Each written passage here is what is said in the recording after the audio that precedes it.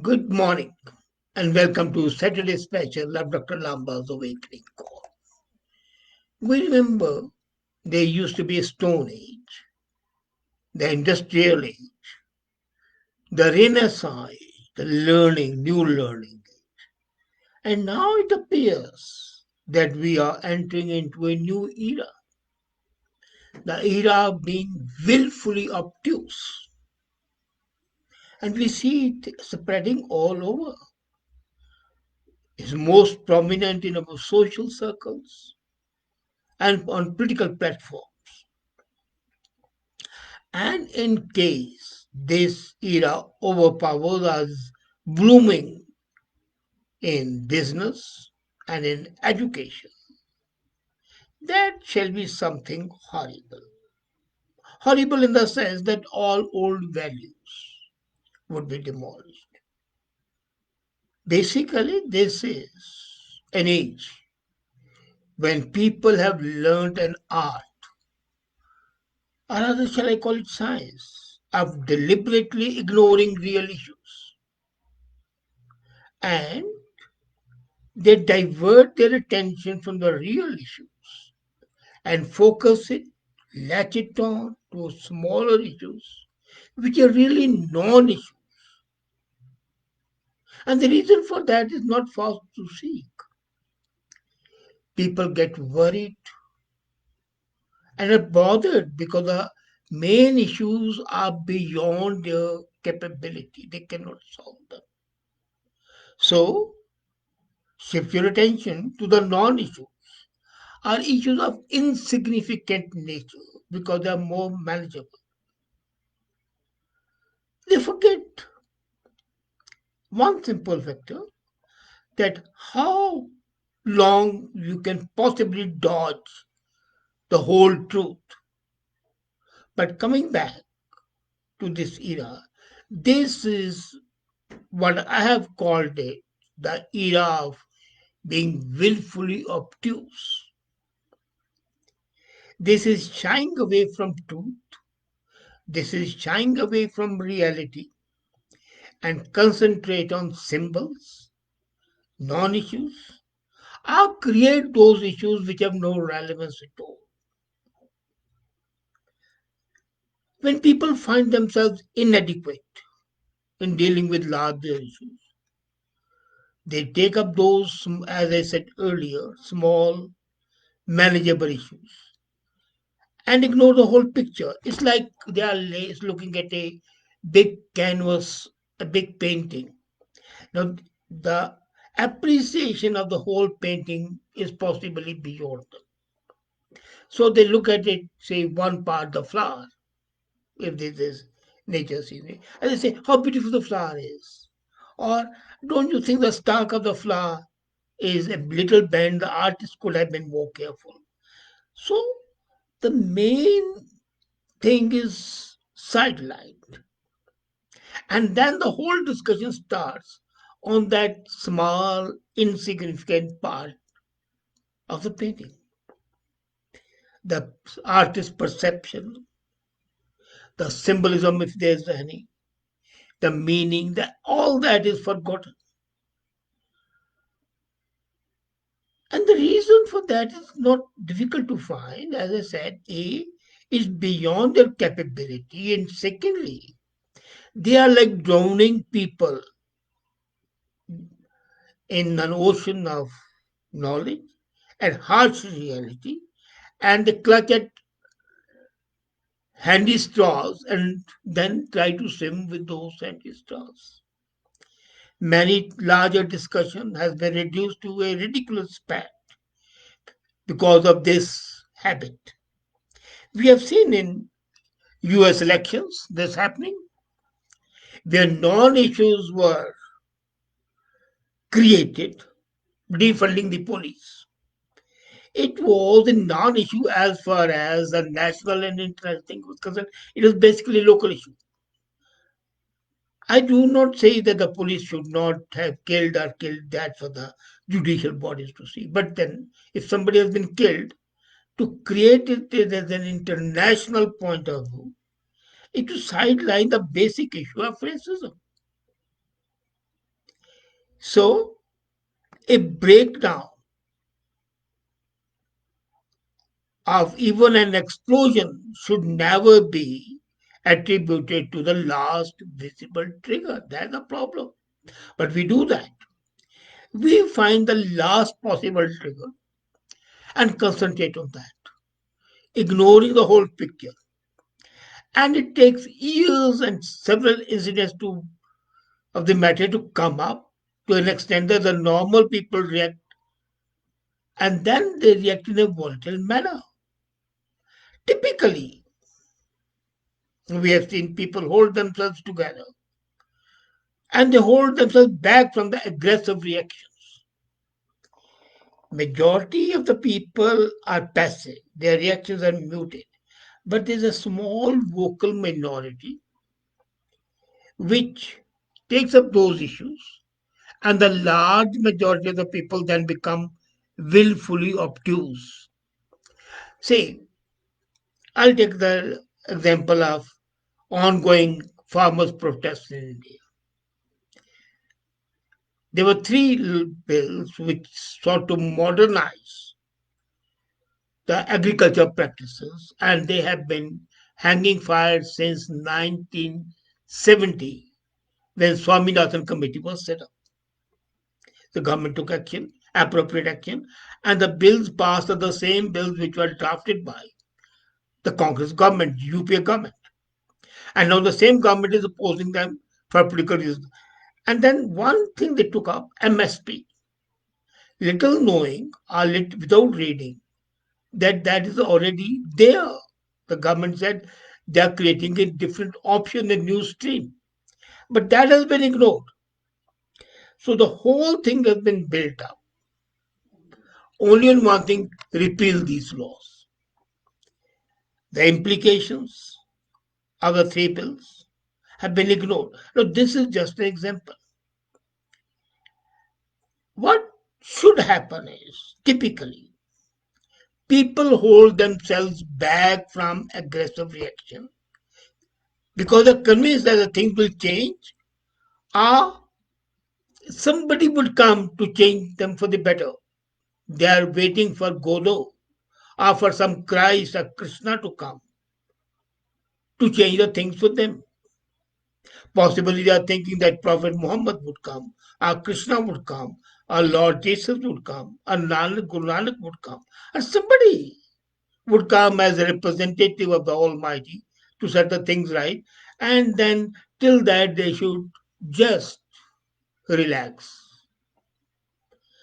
They do not become.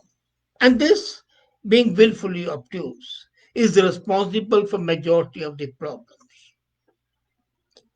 And pandemic breaks out, and the leader says there's a lockdown, and there's a lockdown. Wear the mask. Though 50% of the scientists say that the masks have no value, but people say, okay, let's do it. I'm not denying that the laws should be followed. Absolutely, they should be followed.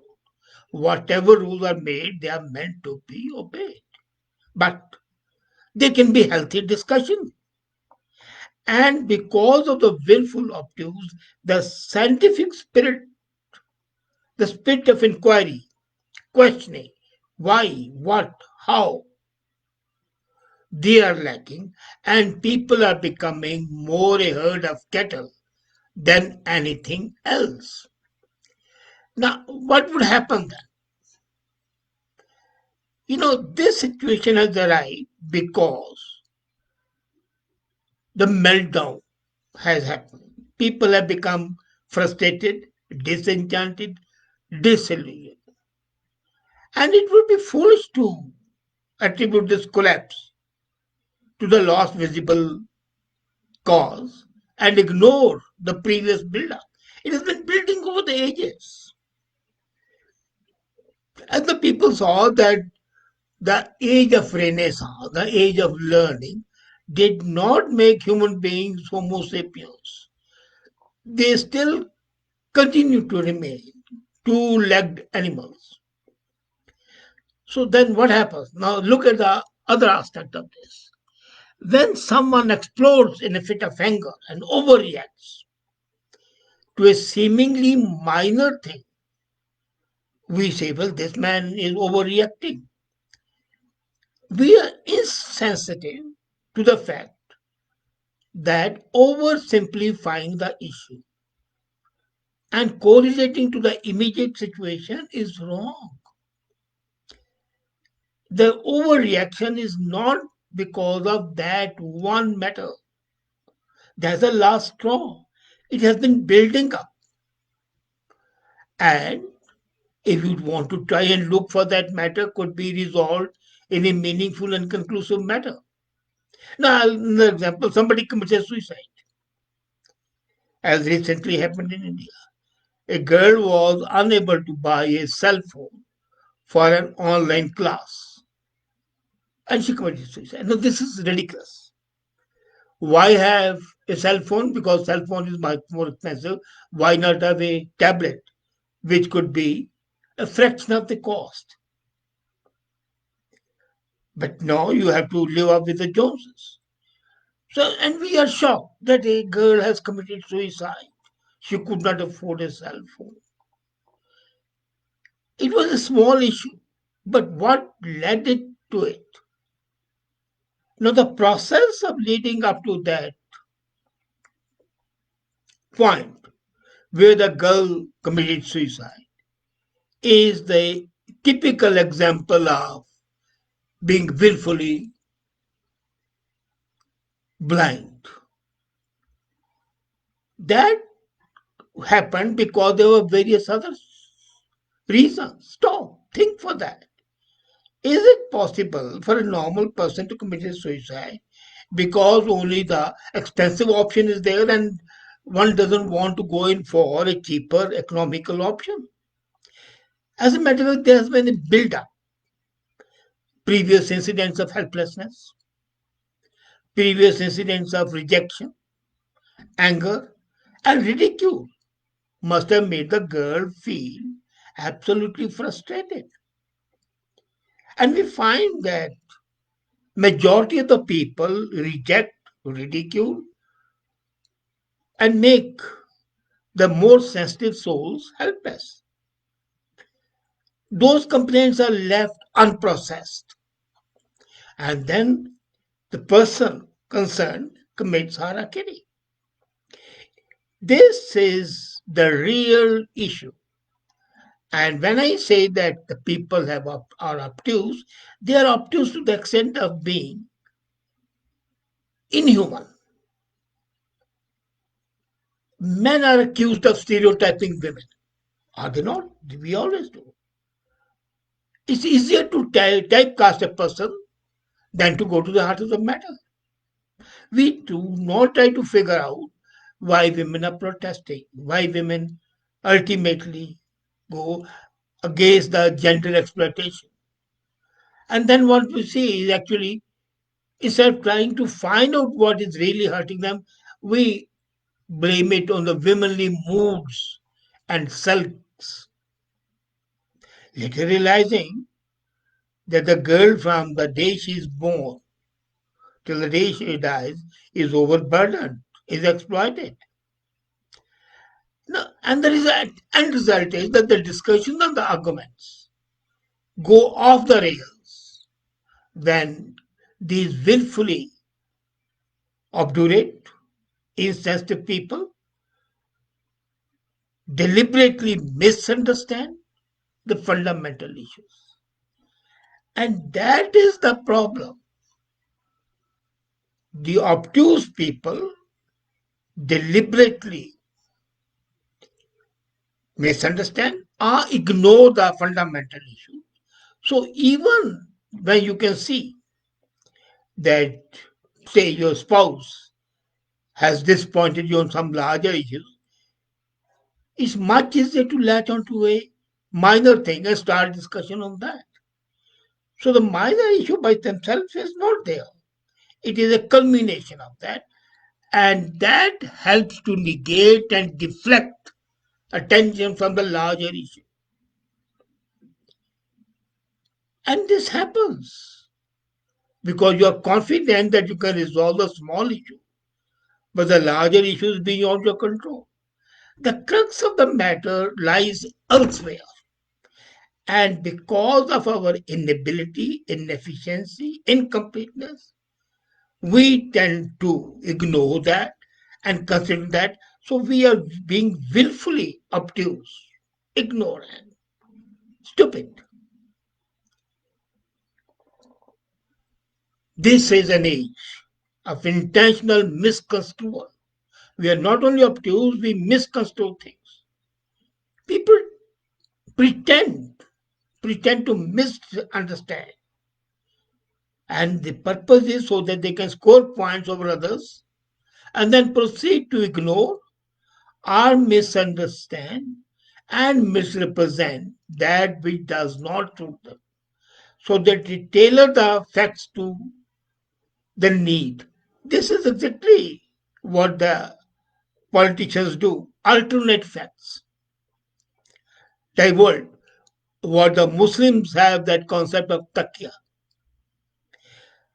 Taqiyya, alternate facts, verification, everything are processes of misconstrual and are symptomatic of the age of being willfully obtuse.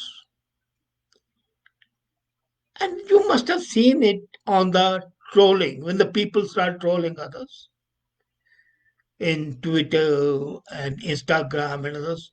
They do so selectively. They pick up on posts to highlight imagined insults, imagined derogatory remarks, and post completely digressive, unrelated messages to create a counterpoint. And this renders the other side helpless, for they can fight the false with the true. But how do you fall a misconstruction, misinterpretation, or a lie with? A lie is a lie. You can repeat the truth, but the lie might be much more interesting. And then I've seen this being willfully obtuse is used for the politicians because it's an art of being dishonest, art of being insincere, art of ignoring the cries of pain and agony of the sensitive souls. And that's why I say this is already happening in politics. But if it happens in economy or in education, then the whole future is there. Society depends for its progress on integrity, on honesty, on gripping with the problems, not on evading them. And education makes the future citizens. And if they are made the way the present generation is, then nobody can save the world from a disaster. There's nothing like honesty in relationships, whether they are personal, social, national, or international. And to cut to the heart of the matter and deal sincerely with the real issues, rather than being annoyingly insensitive and slow on the uptake is the need of the hour. So what we need today is to bid goodbye to this age of being willfully obtuse. And the sooner we do it, the better it would be, not only for us, but also for the whole universe and for the coming generations. But are we willing to do that? Isn't it much better and much easier to continue to be uh, what we call being willfully blind? We bury our heads in the sand, we close our eyes like a pigeon, and that would be something which will be redeeming our age. Now, I've seen a comment by Judge Brahma. Peace is a key element for prosperity and bring the desired progress with a change. Political class in nexus with separatists with a vested interest won't make it easy for any rules just to achieve their goals. No. Peace is a key element, but peace has to be a peace of reason, of logic. You cannot have peace of the grave. What did Chamberlain do in Munich agreement with Hitler? He agreed to the rape of Czechoslovakia by Hitler, and he came back happily from Munich to England. And he said, "We have achieved peace." The peace continued for a couple of months. Then Poland, Czechoslovakia, and the whole of the Eastern Europe was overrun. And then attention. And so peace is, again, diverting of attention. This is a typical attitude of shall I call it, defrauding ourselves. We have got to be realistic. Peace can be there, but the peace has to be based on logic, discussion, give and take. Peace does not mean surrender. And when we say separatist, that again has no logic. You cannot, by saying separatist, we have got to identify why are they separatists? Was the long-standing complaints of people? You don't become a separatist right immediately. There's always a history, and we ignore that history. So what we need is logic, reasoning, intellectual discussion, moral discussion, acceptance of the ethical values, and that would be possible only if we are rational human beings rather than being willfully blind. Being blind, being myopic is no help. As I said, it's self-defeating. And even the people who are like that ultimately bite the dust. They are not always successful. So we have to come out of this cocoon of being willfully obtuse. I know it's like coming out of your comfort zone. But until and unless you come out of the comfort zone, you would not be able to assert yourself as human beings, as Homo sapiens. You would be what you have been posing to be is different. Reality, you'll be a two-legged animal and not a Homo sapien, not a thinking, logical, reasonable, ethical, and most important, authentic human being. Think about it. Thank you.